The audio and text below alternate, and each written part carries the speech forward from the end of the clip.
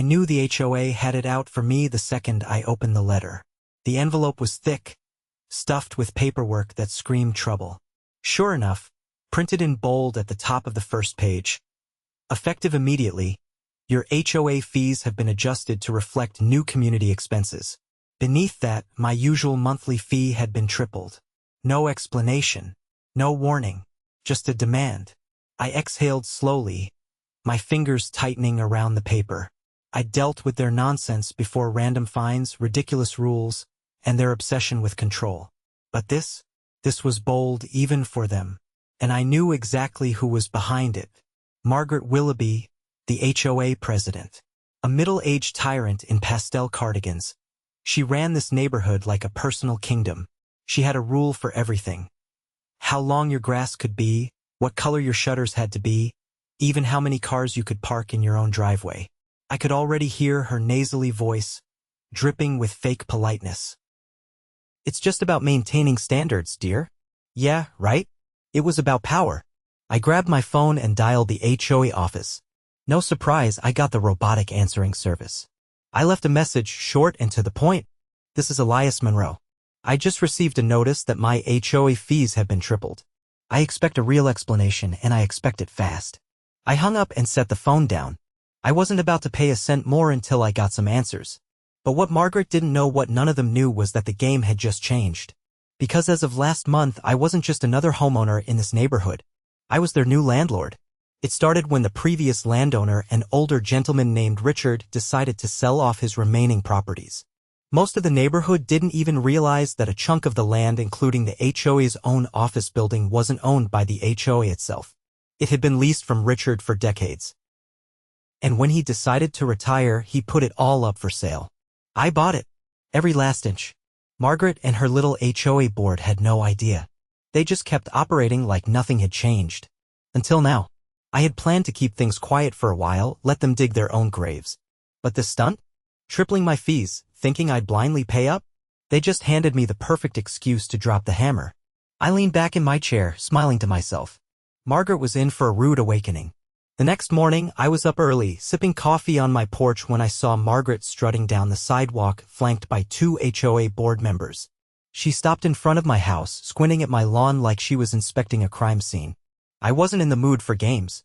I set my mug down, walked to the edge of my driveway, and waited. Margaret folded her arms and gave me what she probably thought was a commanding look. "Elias, I assume you received the updated fee notice."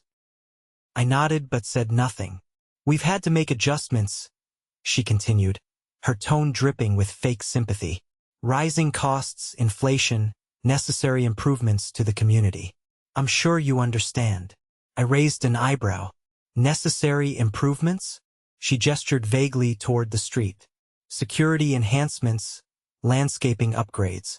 A new parking policy is being implemented to prevent cluttered driveways. We need funds to maintain the neighborhood's standards." I knew exactly what she meant: more reasons to fine people, more excuses to control every inch of the community. But I let her talk. I wanted to see how deep she would dig this hole. One of the board members, a wiry man with wire-rimmed glasses, cleared his throat. "We expect all residents to comply. Non-payment will result in penalties." Margaret nodded. "And potential liens, of course. We can't have people disregarding their obligations." That was cute. She thought she could threaten me with a lien. I crossed my arms. "And where exactly is the documentation for these so-called improvements? If you're raising fees, you need transparency. Where's the budget report? The expense breakdown?" Margaret stiffened. "That information is internal." I chuckled. "No, it's not. HOA members have the right to review financial statements. I'll be requesting those today." Her lips thinned. She wasn't used to being challenged. "Elias, the board has authority to make necessary financial adjustments. That's how an HOA functions. We don't need individual approvals for every decision." I took a step closer. "You do when you triple fees without justification." Her carefully maintained composure wavered for a second before she forced a smile.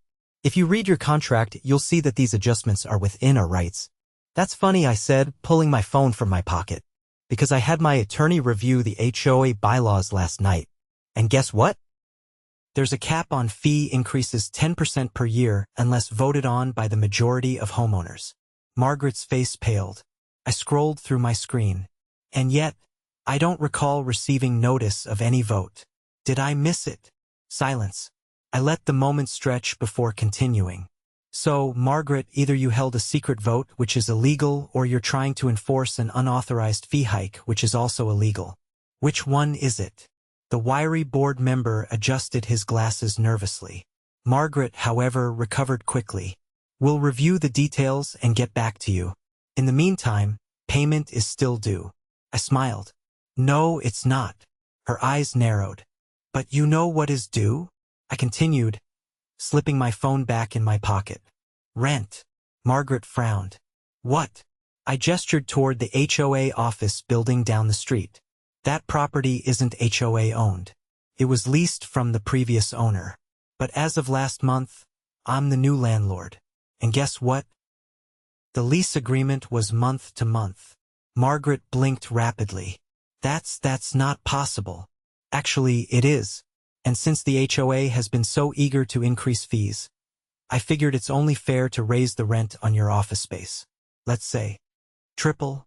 Margaret's face turned an alarming shade of red. The board members exchanged uneasy glances. You can't do that, she sputtered. I tilted my head. Oh? You just told me fee increases were necessary for community maintenance. Surely the HOA can afford to contribute to that standard. She opened her mouth, then closed it. I let out a mock sigh. Of course, if the HOA can't afford the new rent, I understand. I'll simply terminate the lease. You'll have 30 days to vacate. The wiry board member's face drained of color. We need that office. I shrugged. Then I suggest you rethink these fee hikes. Margaret looked like she wanted to launch into another tirade, but she was trapped. She had assumed she held all the power, that she could dictate the terms without question. But now the tables had turned. I watched them struggle for words before finally taking pity. Here's my offer. You rescind the illegal fee increase and I'll keep your rent at the current rate. But if you push forward with these ridiculous charges, I'll make sure the HOA has nowhere to operate from. Margaret's jaw clenched. We'll discuss this. You do that, I said, turning back toward my house. But don't take too long. That new lease agreement goes into effect next week. I walked inside, leaving them standing on the sidewalk. Margaret had spent years treating this neighborhood like her personal empire. But she had made one critical mistake. She had underestimated me. Margaret and the board left my property in a huff, whispering furiously amongst themselves as they marched back toward the HOA office. I closed my door and exhaled slowly, feeling the weight of the situation settle on me. They weren't going to back down without a fight. That much was clear.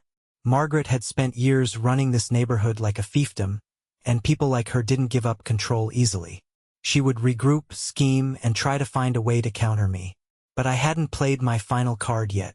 I spent the next few hours reviewing every document I had on the HOA's financials. Even though Margaret had refused to hand over the latest budget reports, I had already gathered plenty of information from my own sources. Richard, the previous landowner, had kept meticulous records of his dealings with the HOA, and I had inherited those files when I bought the property. What I found was worse than I expected. There were discrepancies everywhere. Money allocated for community projects that had no paper trail.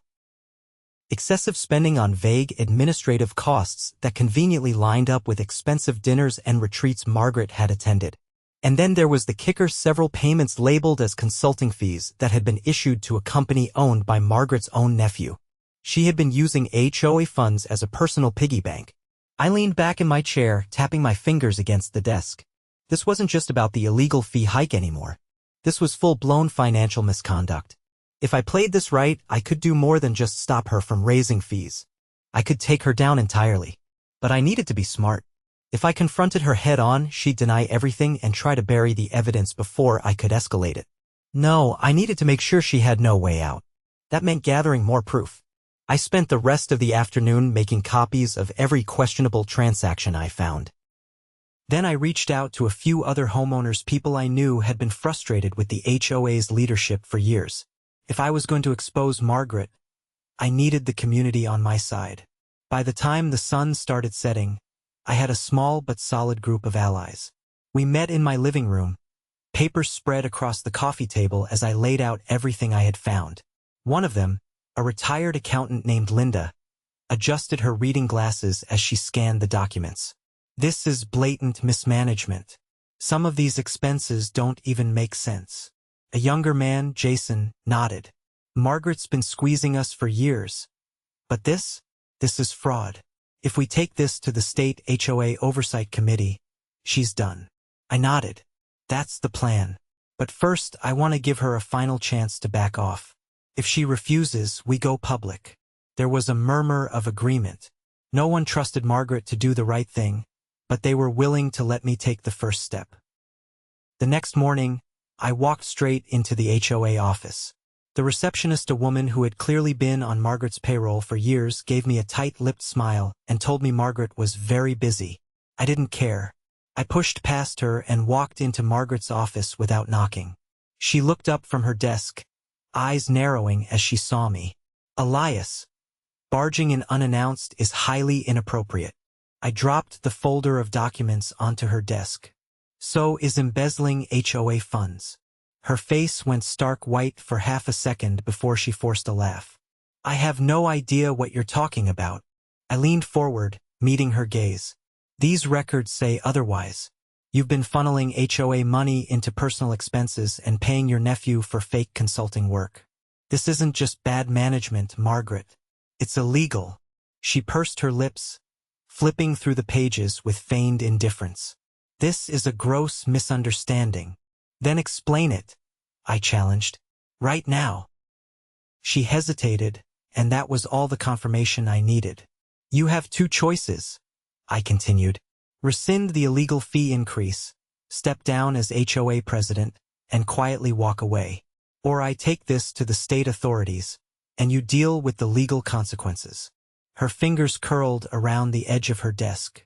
You can't dictate terms to me. I smiled coldly. I already have. You have until tomorrow to decide. Without waiting for a response, I turned and walked out, leaving her sitting there, seething. Margaret had spent years believing she was untouchable. But now she was cornered. And I wasn't done yet. The next morning, I was awake before sunrise, anticipation thrumming through me as I prepared for the inevitable fallout. Margaret had received her ultimatum, and now it was time to see just how desperate she was to hold on to her power. I didn't have to wait long. By mid-morning, a notice appeared on my front door, sealed in an official HOA envelope. I pulled it down, scanning the contents with a growing sense of amusement. Margaret had doubled down. Instead of backing off, she had issued a formal violation notice, claiming my property was in non-compliance with community standards. The offenses listed were absurd alleged unauthorized modifications to my landscaping, improper waste disposal, which was laughable, considering my trash was picked up on schedule every week, and a vague claim about my exterior paint being inconsistent with approved neighborhood palettes. She was scrambling, throwing whatever she could at me in a last-ditch effort to regain control. It was a pathetic attempt, and it only confirmed that she knew she was cornered. I tucked the notice under my arm and walked down the street toward the HOA office. I wasn't going to waste time with phone calls or emails. Margaret wanted a battle? She was about to get one face to face. When I pushed open the office door, the receptionist stiffened, clearly having been warned to expect me. She barely had time to stammer out a greeting before I walked past her desk and into the main conference room, where Margaret and the other board members were already seated. They looked startled by my entrance, but Margaret quickly recovered, plastering on her usual mask of authority. She folded her hands on the table, feigning calm. I dropped the violation notice onto the table in front of her. She glanced at it briefly before arching an eyebrow. I leaned forward slightly. You're getting sloppy. One of the board members, a man in his 60s with thinning hair and an ever-present scowl, shifted uncomfortably. Another, a woman who had always seemed more like Margaret's lapdog than an independent thinker, avoided my gaze altogether. Margaret, however, met my stare without flinching. All residents must adhere to community guidelines. Your violations were noted by our compliance team. I let out a short laugh. Your compliance team? You mean the imaginary enforcers you conjured up overnight? Because I have security cameras, Margaret. No one from the HOA has set foot on my property to inspect anything. So tell me, when exactly were these violations noted? The scowling board member cleared his throat, clearly uncomfortable with the direction of the conversation. Margaret, to her credit, didn't miss a beat. We received multiple complaints from concerned residents. Names, I said, folding my arms. Who reported these concerns? Her lips pressed together for a fraction of a second before she replied. Resident complaints are confidential. I shook my head. Convenient. And yet, I find it interesting that all these sudden violations appeared the morning after I handed you proof of financial misconduct. A tense silence settled over the room. Margaret's expression remained carefully neutral, but the tension in her shoulders betrayed her. Elias, if you have concerns about HOA policies, you are welcome to file an appeal through the proper channels. I scoffed. No, Margaret. I'm not going to waste my time playing by your rigged rules. Here's what's going to happen. You're going to rescind these bogus violations immediately. And then you're going to step down as HOA president before I take this evidence public. The woman who had been avoiding my gaze finally spoke up, her voice hesitant. Perhaps we should discuss this further before making any decisions. Margaret shot her a warning look before turning back to me. You are not in a position to issue ultimatums. I gave her a knowing look. I think we both know that's not true. For the first time since I walked in, doubt flickered in her eyes. She wasn't used to being challenged this directly, and she certainly wasn't used to being outmaneuvered. I reached into my pocket and pulled out a folded document, setting it down on the table. This is a formal request for a special election to remove the HOA board. It only requires a percentage of homeowners to back it, and I already have more than enough signatures. The scowling board member let out an audible breath, his face turning pale.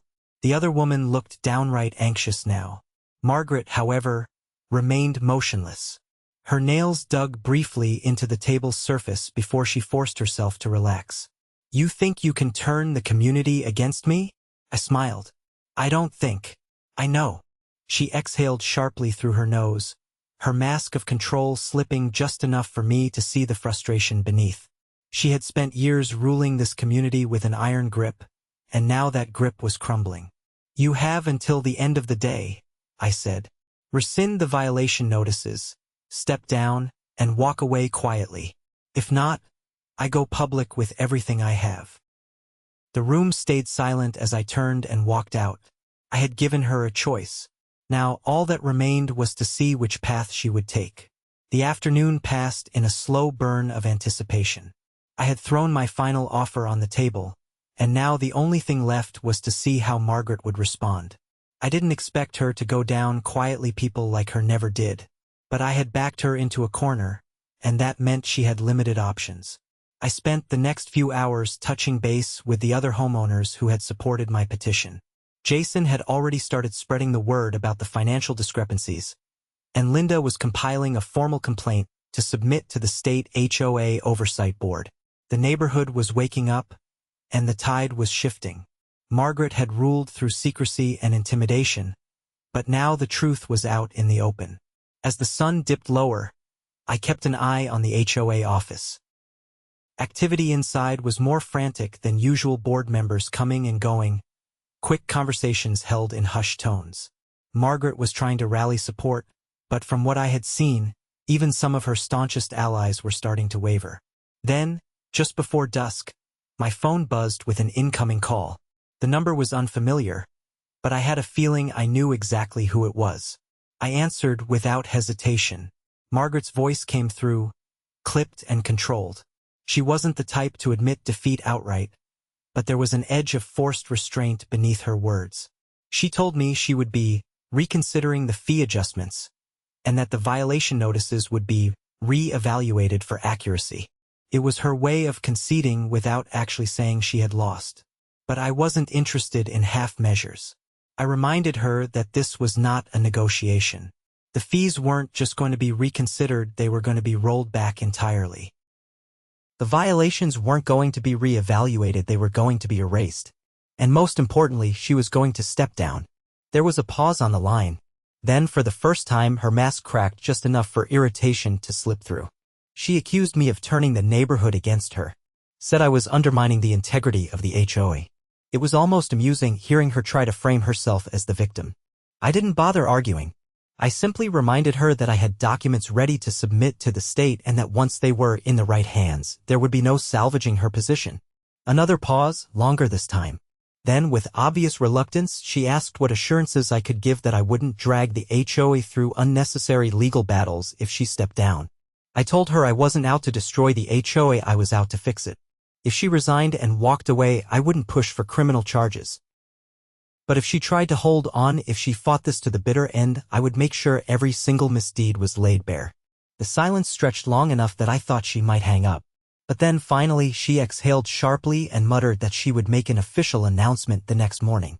I ended the call without another word. Margaret had always thrived on control, but now she had none. And that was something she couldn't stand. The next morning, the official notice went out. Margaret was voluntarily resigning due to personal reasons.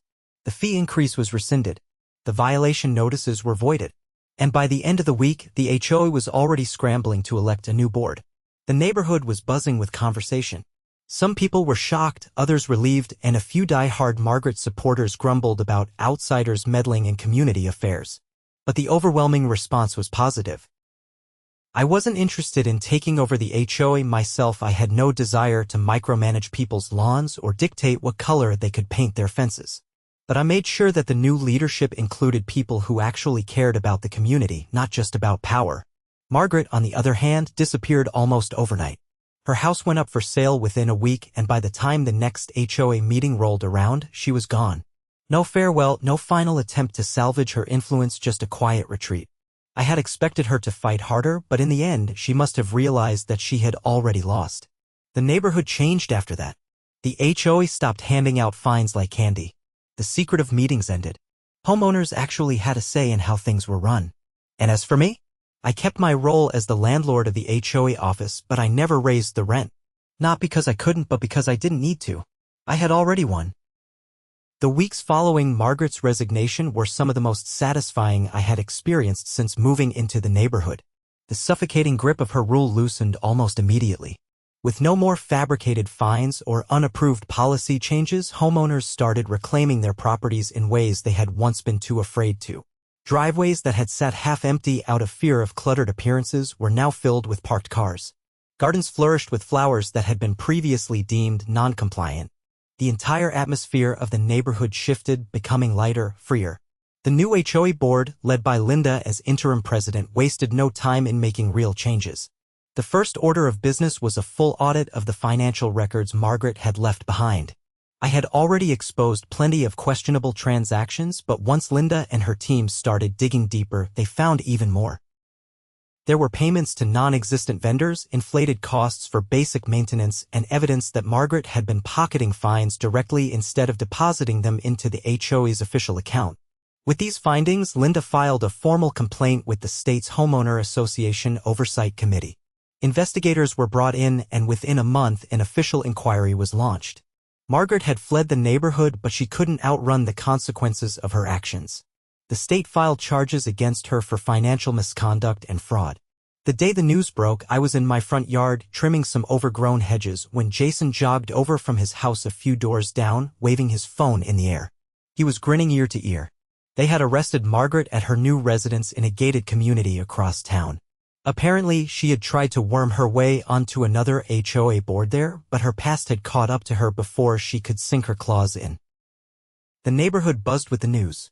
Some people were shocked, but most were just relieved that she was finally facing real consequences. The gossip spread like wildfire, and for the first time in years, the HOA wasn't something people feared, it was something they openly discussed, debated, and actually participated in. With Margaret gone and the investigation underway, the HOA board decided to hold a community-wide meeting to discuss new policies. There was cautious optimism in the air as people gathered at the neighborhood clubhouse, a place that had previously been used for Margaret's closed-door meetings and selectively enforced rules. Linda stood at the front, addressing the crowd with a confidence that had been missing from the HOA for years. She laid out a plan to revise the governing documents, ensuring that no future president could wield unchecked power the way Margaret had. The board would now be required to hold open meetings, budgets would be transparent, and any major changes would require a community vote. For the first time in a long time, the HOA was working for the residents, not against them. I leaned against the back wall, watching the discussion unfold. People were actually excited to participate, throwing out ideas, debating policies, and most importantly holding the leadership accountable. Jason found me after the meeting, shaking his head in amazement. He admitted he had never thought it was possible to change the HOA from within, but seeing the community come together had completely changed his perspective. As we stood there, watching people linger and chat instead of rushing home to avoid HOA scrutiny, I realized just how much had shifted. The fear was gone. The control was broken. And it all started with Margaret thinking she could triple my fees without consequence. The irony wasn't lost on me. A few days later, I received an official letter from the new HOA board. It wasn't a fine or a bogus violation notice this time. It was a formal request to attend the next board meeting as an advisor. Linda wanted me to help ensure that the new policies were legally sound, to use my knowledge to prevent another Margaret from rising in the future. I wasn't sure at first if I wanted to continue being involved. I had already won my battle, proven my point. But as I looked around at a neighborhood that was finally free, I realized that this wasn't just about me. It was about making sure no one else ever had to fight the same fight again. So I agreed. Margaret had built her legacy on control, intimidation, and corruption. But the legacy I was helping build? It was one of fairness, accountability, and a community that finally had the power it deserved.